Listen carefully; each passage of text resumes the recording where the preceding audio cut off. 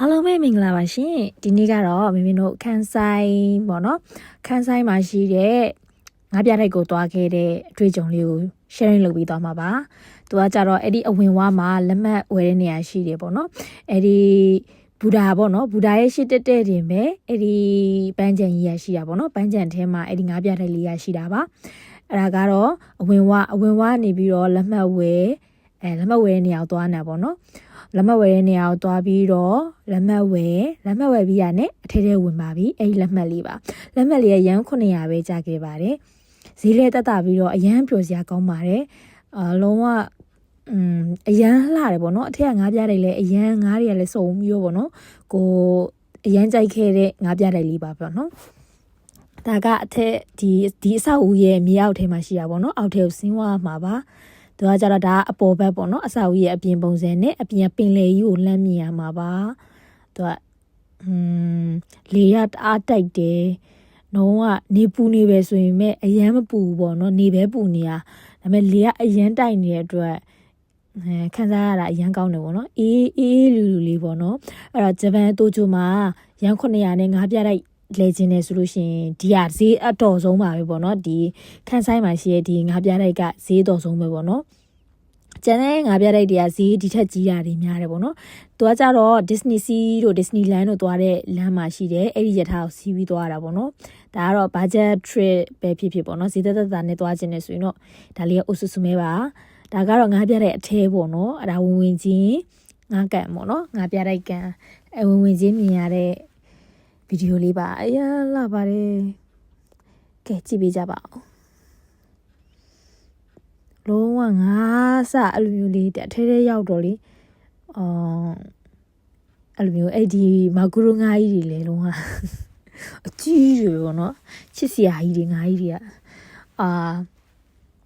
ဂျပန်ကြီးကတော့အမှကြည်လိုက်ကလေးတွေကကြည်လိုက်သူတို့ကဒါသူတို့စားနေကြငါးတွေဆိုတော့အိုးစီဆိုးပေါ့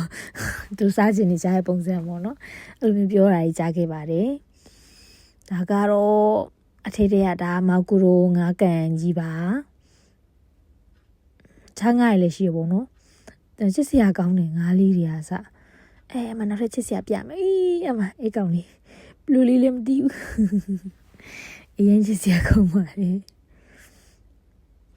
သူကလိုက်ပြီးအကုန်လုံးနဲ့နှုတ်ဆက်နေတယ်လို့ပဲအဲ့ရအကြီးတိလားကင်မရာဒါကတ်ပြီးတော့ရိုက်ထားလို့ငါးကန်ကြီးကအကြီးပဲဒီငါးကန်ကြီးကဒါကအနိကအထဲကိုကတ်ပြီးတော့ရိုက်ထားလို့ပါနောက်ချက်အရန်လိုက်နေရကြွေကြီးပဲပေါ့နော်အထဲထဲမှာလဲသူကအထဲထဲမှာဆက်တော့ဆိုင်လဲရှိတယ်လက်ဆောင်ပစ္စည်းဝယ်နေရလဲရှိရပေါ့နော်နောက်ပြီးအပြင်မှာသူတို့ free ဓာတ်ပုံရိုက်ပေးတာလဲရှိပါတယ်ဒီထဲမှာကအတစ်ပတိတွေကတခြားပေါ့နော်သူတို့ရှင်းပြပေးတာတွေပြောပြပေးတာတွေဒီအကောင့်လေးတွေကိုကင်ကြည့်လို့ရတဲ့နေရာတွေအဲ့လိုမျိုးတွေအစားရှိရပေါ့နော်ကလေးတွေလည်းအရန်လာကြတယ်ပေါ့နော်သူကပန်းချံအကျယ်ကြီးတွေဖြစ်တဲ့အတွက်ဒီ activity တစ်ခုတည်းမဟုတ်ပဲနဲ့တခြားပန်းချံထဲမှာထိုင်တာရဟတ်စီးတာအစုံရတယ်ပေါ့နော်ဒါကတော့ငါပန်းချံဝင်ကြီးကလုံးဝ free ပါဒါပေမဲ့ဒီငါးပြတိုက်ဝင်ကြီးတစ်ခုတည်းကိုပဲ900ပေးရတာပေါ့နော်မကြည့်မျိုးတို့သွားရတဲ့တနင်္ဂနွေနေ့ဖြစ်တဲ့အတွက်လူတွေကကြက်တယ်ပေါ့နော်လူတွေအများကြီးပဲဒါပေမဲ့သူစောင်းရင်းနဲ့တော့အကုန်လုံး AC ကြည့်ရပါတယ်ပေါ့နော်အားကတော့နောက်ထပ်တကယ်မှာငါးတွေကလည်းအမျိုးအစားအများကြီးငါးကန်တွေကလည်းအများကြီးပဲဓာတ်ပုံရိုက်လို့တော့မဝါခဲ့ပါဘူးပေါ့နော်ဒီဗီဒီယိုလေးကတိုကြွားလူတွေအတွက်ဒီလိပ်စာလေးမင်းထည့်ပေးထားမှာပေါ့နော်သွားပြအောင်သွားကြည့်ပါပေါ့နော်သူကဈေးလက်တန်နဲ့ယထာကလည်းယထာနဲ့သွားရတာလည်းအဆင်ပြေတယ်မင်းတို့အဲ့နေ့ကသွားရဆိုရင်တိုကျိုဘူဒါကနေပြီးတော့နောက်ထပ်လိုင်းတစ်လိုင်းပြောင်းစီးရတာပေါ့နော်အဲ့ဒါလည်းအဆင်ပြေတယ်ယထာလိုင်းလည်းအဆင်ပြေတယ်ဈေးလေးကအရင်တတ်တာပါတယ်နောက်ပြီးတော့အထဲထဲမှာလည်းအရင်လှပါတယ်အမငါးတွေဒါတော့အထဲထဲမှာလူတွေကြက်နေရပဲလားလူတွေစီကနေရပဲငါးကန်နေအဲ့လိုငါးကန်လေးတွေအများကြီးလုပ်ပေးထားတာဒါကတနေရာပဲရှိသေးတယ်နောက်နေရာမျိုးစားအများကြီးရှိပါသေးတယ်ပင်ကွင်းလေးတွေလည်းတွေ့ခဲ့တယ်ဒီလားမကြည့်အဲ့ငါ့ကိုကြည့်အလျားလိုက်ကူတာနော်ပလက်ကြီးကူးတယ်လို့ပဲကူခံစားရတာတော့ပလက်ကြီးကူတော့ဘာငါးလေးတော့မသိဘူးပလက်ကြီးကူနေထူးဆန်းလို့ ကိုမမြင်ဘူးတဲ့အမျိုးသားတွေအများကြီးတွေ့ခဲ့တာတိလားပဇွန်ဆိုလဲတူတူပဲကနန်းဆိုလဲတူတူပဲခယူတူတူပဲဖားအစုံရှိရယ်တခါမှမြင်ဘူးတဲ့မျိုးစိတ်တွေအများကြီးတွေ့ခဲ့ရပါတယ်အရန်ပျော်ခဲ့ရပါတယ်ပေါ့နော်ငါးနမိတ်တော့လိုက်ဖတ်ခဲ့ပါတယ်ဒါပေမဲ့မေ့သွားပါပြီပေါ့နော်ပလက်ကူတဲ့ငါ့ကိုရန်စိတ်ဝင်စားနေတာဒီမှာပါဒီမှာပလက်ကူတဲ့ငါ့ကိုစိတ်ဝင်စားလို့ရိုက်ခဲ့တာပါဒါနောက်တကန်မှာနောက်တကန်အဲ့ငါအားလှတယ်အဲ့လင်းမော်ရောင်ငါပါလိုက်ရင်ရိုက်ကြည့်ဘလို့လှမသိဘူးအဲ့ငါလေးကလေမကြည့်သူမင်းသားလေးကြာနေရပဲကန်ထဲမှာသူတယောက်နေအရန်လှလို့သူရိုက်ခဲ့တာပါနောက်ထပ်ကန်ကြီးအများကြီးရှိရအထဲထဲမြောက်ထဲဟိုမှာအကျေးပဲဒါအစာကျွေးရအဲ့ဒီအောက်ကအဲ့ဒီသူအုပ်ထားတဲ့ဟာလေးကိုအစာကျွေးနေပါဘောနော်ဒီဘက်ဘေးကငါးရီစားမှကြောက်လို့အုပ်ပေးထားတာသူကအစာအောင်လေအစာကိုစားမှကြောက်လို့အဲ့မှာလေပင်လေရီမော်တို့အဲ့လိုပုံစံမျိုးကြောက်ပွင့်တို့အဲ့လိုပုံစံမျိုးဒေတာမျိုးစိတ်ငါးမှမဟုတ်ဘဲနေတခြားပင်လေထဲမှာရှိတဲ့ဒေတာမျိုးစိတ်တွေပါရှိတယ်ပေါ့နော်အဲ့ဒါတွေပါသူတို့ထိန်းဆောက်ရှောက်ထားတာပါဘေးကငါစားမှကြောက်လို့ခွက်လေးနဲ့အုပ်ပြီးတော့အစာကျွေးနေတာပေါ့နော်ကိုရထူးဆန်းတော့ရိုက်ခဲ့တာပါဒါကတော့နောက်ထပ်တကယ်မှာအရန်လာနော်အရန်ချစ်စရာကောင်းပါတယ်ကြုံငါမျိုးစိတ်တွေပေါ့နော်နားလေတဲ့လူတွေကတော့သိမှာပေါ့နားမလဲလူကြတော့လေစားတော့ဖတ်လိုက်တယ်ဖတ်ပြီးမိသွားတယ်ငါအမအဆိုင်ဆုံးအယောင်ဆုံးအမျိုးစားကိုစုံနာပဲချစ်စရာလေးတွေနောက်ငါအကြီးတွေလည်းရှိတယ်ဒီလားတခါမှမမြင်ဘူးငါကြီးကလေအကြီးတွေဒီဗီဒီယိုထဲမှာပါလိုက်မယ်ဒီလားဒါကတော့ငါအသေးမျိုးစားလေးတွေပေါ့နော်သူဗီဒီယိုနည်းနည်းလေးရှည်ပါမယ်ဒါကဒုစီမှာဆိုရင်နဂါးလို့ခေါ်တာပေါ့နော်ရင်နဂါးလို့ခေါ်လို့ထင်တာပဲအဲ့ဒီအကောင်လေးတွေအဲ့ဒီရင်နဂါးဟိုမှာလေကိုတခါမှမမြင်ဘူးတဲ့ပုံစံကွာမကြည့်ဘလူးလေးလည်းမသိသူအရန်အနာကိုကတ်ဆွဲလို့လည်းမရဘူးသူကရေထဲကိုအရန်ဆွဲရင်သူကဝါကွာအဲ့တော့သူနီးနားရောက်လာတာကိုစောက်ပြီးရိုက်ထားတယ်လို့ဖြစ်နေအဲ့ရင်နဂါးလေးကတမျိုးလေးပုံစံလေးကထူးထူးဆန်းဆန်းလေးပေါ့နော်အမကြည့်ဒါနောက်တော့ကောင်အဲ့ငါရလှုပ်လည်းမလှုပ်ဘူးဒီလားအတိုင်းကြီးပဲအော်ဒါပေမဲ့အသက်တော့ရှူနေတယ်ငါကြီးတွေကြောက်တုံးလို့တင်တာဒါပေမဲ့မဟုတ်ငါးတွေကြောက်တုံးလို့တင်တာကြောက်တုံးမဟုတ်ဘဲနဲ့ငါးတွေဖြစ်ပါတယ်ရှင်သူကကြောက်ဆောင်လို့ထင်တယ်ဗောနော်ကြောက်ဆောင်လူမျိုးငိမ့်မိရက်နေရငါကြီးကထူးဆန်းလိုက်တာရှင်နောက်ထပ်အမှငါးတွေရှိသေးတယ်အဲ့မှာလာလိန်နေတဲ့အဲ့ငါးပုံစံတွေတခါမှမမြင်ဘူးဘာငါးလဲတော့မသိဘူးဗောနော်ကျမလိုက်ကြည့်ခဲ့ပါတယ်အဲ့ပဇွန်ဆိုလဲအဲ့ဒီထဲမှာ2ကောင်လား3ကောင်လားမသိအဲ့ဒါပဲရှိတယ်ဘာပဇွန်လေးလည်းမသိတခါမှမမြင်ဘူးပဇွန်လေးကကျိုးလေးကရဲပြီးတော့လေသူတို့ရှားပါမျိုးစိတ်လားဘယ်လိုလဲတော့နားမလည်ဘူးပေါ့နော်အမအဲ့ပဇွန်လည်းတွေ့ခဲ့တယ်သူထူးထူးဆန်းဆန်းလေးပဇွန်လေးကကျိုးနီလေးအဖြူလိုင်းစင်းလေးနဲ့မသိရင်အိတ်ကိုထားလို့ဘလုံးကြီးကိုထားလို့ပဲအဲ့လိုမျိုးပဇွန်လည်းတွေ့ခဲ့ပါတယ်အဲ့ပဇွန်ဆိုင်မကြည့်ဘူးဒီလားအဲ့ဆိုင်လေးတွေပဲအဲ့လိုရောင်လေးတွေပါပဇွန်လေးတွေလည်းတွေ့ခဲ့တယ်မျိုးကိုမမြင်ဘူးတဲ့ပဇွန်လေးတွေပေါ့နော်ဟိုနောက်မှာပဇွန်လေးရှိသေးတယ်ကိုက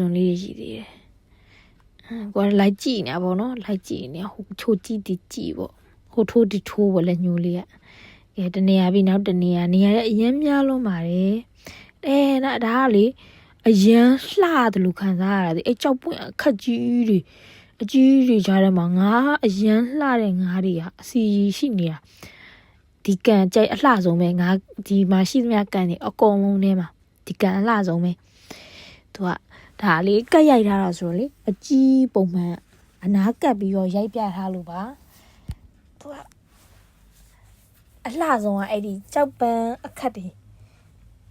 အဲ့ဒါဒီကြိုက်ဆုံးပဲကြောက်ဖွင့်ကြောက်ခက်ကြောက်ပန်းနေဒါကနောက်တကန်မှာမင်းပြတာပဲလားကန်ရတကန်ပြီးတကန်ငါမျိုးစားရတမျိုးစားကြောက်ပုံစံနေတမျိုးပြီးတစ်မျိုးတော့ကတော့ငါးတွေကိုလေဟိုအဲ့ငါရန်လာကြည့်ဘာငါလဲပြိတ္တိကြည့်လားတိလိုက်ဒီငါရန်လာတော့နော်ဒါနောက်တကန်ရောက်သွားပြီတိလား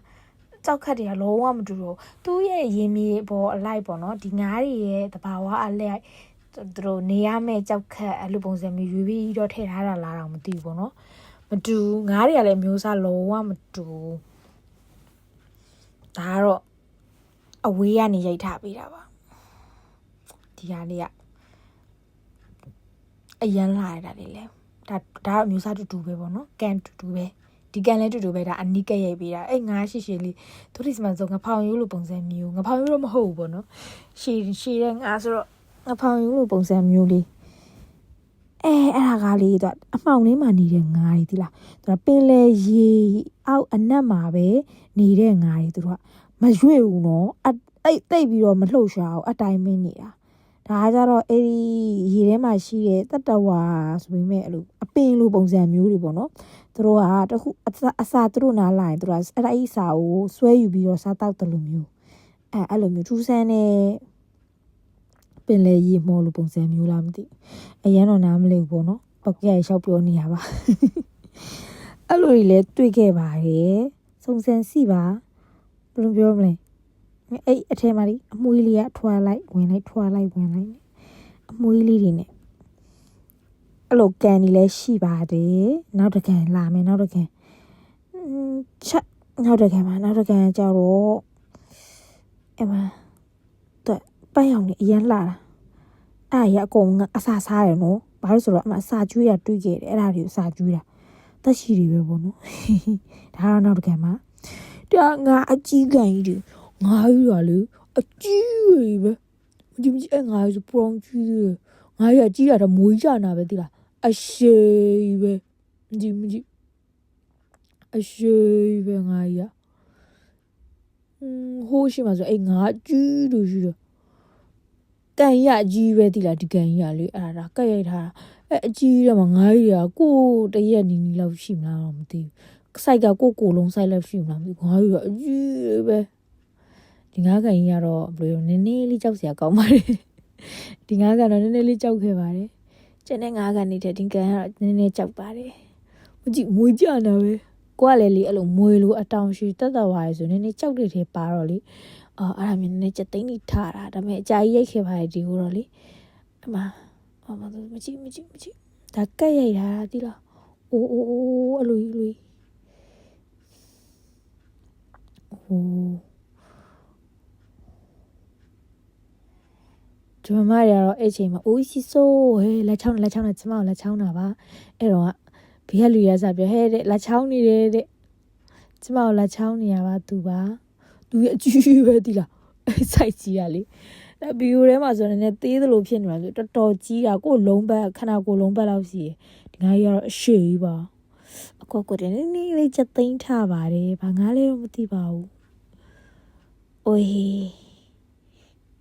အဲ့လိုမျိုးဒါတကန်မှာဒီကန်ကိုလည်းလှတယ်ပေါ့နော်ငါးကြီးတွေနဲ့လှတာသူတို့ကလေဗီဒီယိုရိုက်မှန်းသိလို့လားမသိဗီဒီယိုရိုက်တယ်ဆိုရင်အဲ့နားမှာသူတို့လေအဲ့လိုမျိုးလေးလာလုံနေသလားငါလေးကြိတ်တယ်ဆိုတာငါကိုသဘောကျတာထိတ်ကခေါင်းကဟိုကနဲ့အဲ့လိုမျိုးငါတွေအများကြီးတွေ့ခဲ့ပါတယ်မျိုးစားတွေလည်းဘာတွေမှတော့မသိပါဘူးနာမည်ရတော့ရေးပေးထားပါတယ်ပုံလေးနာမည်တွေကပ်ပေးထားတယ်ဒါပေမဲ့ကိုကဖတ်လိုက်တယ်မမှတ်မိတော့ဘူးပေါ့နော်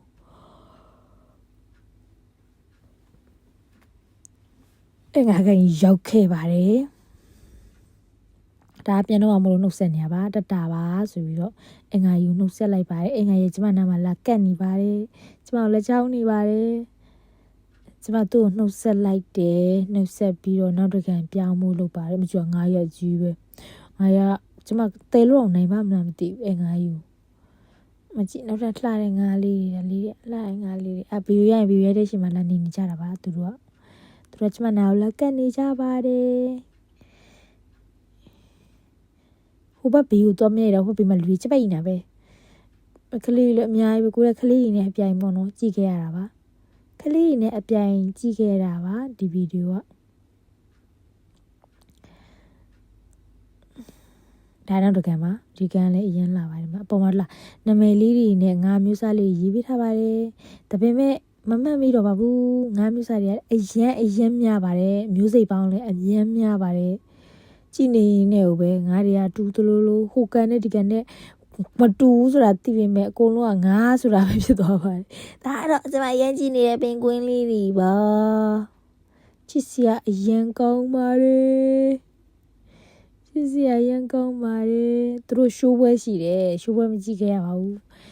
ဒါပေမဲ့သူတို့ရေကူးနေကြပါတယ်နှုတ်ဆက်နေကြတာပါပုံမှန်ဒါကတော့သူတို့ရေထဲမှာမဟုတ်တဲ့အဆောက်အဦထဲအကောင်လေးတွေပေါ့နော်အဆောက်အဦထဲအကောင်လေးတွေလည်းဆရာလေးတွေပါသူတို့ CCTV နဲ့ပြပေးထားတယ်ပေါ့နော်အဆောက်အဦထဲမှာရေထဲမှာမဟုတ်ဘဲနဲ့သူတို့အခန်းထဲအကောင်လေးတွေပေါ့အခန်းထဲအကောင်လေးတွေကလည်းဟိုသွားလိုက်ဒီသွားလိုက်ဒီသွားလိုက်ဟိုသွားလိုက်ဟိုမှာရက်လိုက်ဒီမှာရက်လိုက်နဲ့ဘလူးလေးလည်းမသိဘူးပေါ့နော်ချစ်ဆရာလေးတွေဒါ CCTV ပြပေးထားတာပါပြီးရင်နောက်တစ်ကန်ရှိပါသေးတယ်ဒါကတော့အလှပေါ့နော်အလှမွေးငါ့ဟိုမှာမျိုးစားနောက်တစ်ပုံစံပေါ့ပုံအမျိုးသားတူတူပဲထားတာမဟုတ်ဘူးကွာသူ့မျိုးစိတ်နဲ့အဲ့လိုမျိုးနည်းနည်းရောထားတယ်ပေါ့နော်ဒါကတော့ကြည့်နေတဲ့လူတွေပါနေရာတိုင်းမှာဧည့်သည်တွေအရင်များပါတယ်ဂျပန်လူမျိုးကအစတိုင်းရတာအကုန်လာကြည့်ကြတာပေါ့နော်ခလေးတွေလည်းအရင်များပါတယ်ဒါကကနန်းမှာဒါကနန်းကိုကြည့်နေတာပါဟုတ်မလားကနန်းကနန်းနေကသူတောင်ကြားတွေထဲမှာလေကြောက်ဆောင်ကြားတွေထဲမှာနေရဆိုအရင်မမြင်ရအောင်ဒါပေမဲ့ကနန်းတွေကအမှအပြည့်ရှိရလို့ပြောပါတယ် King Fred နဲ့တူတယ်ပေါ့နော်ဟုတ်မဟုတ်တော့သိကြမသိဒါပေမဲ့အဲ့လိုအယောင်လေးနဲ့အဲ့လိုပုံစံလေးပါကနန်းတွေပါ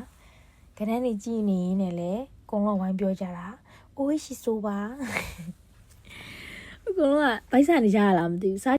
အကုန်လုံးအဲ့လိုပြောကြပါတယ်ဒီဟာကတော့နောက်ဆုံးကန်လေးပေါ့နော်ဒီကန်လေးမှာအားလုံးပဲနှုတ်ဆက်ချင်ပါတယ်ကြည့်ပြီးတဲ့အတွက်ကျေးဇူးပါ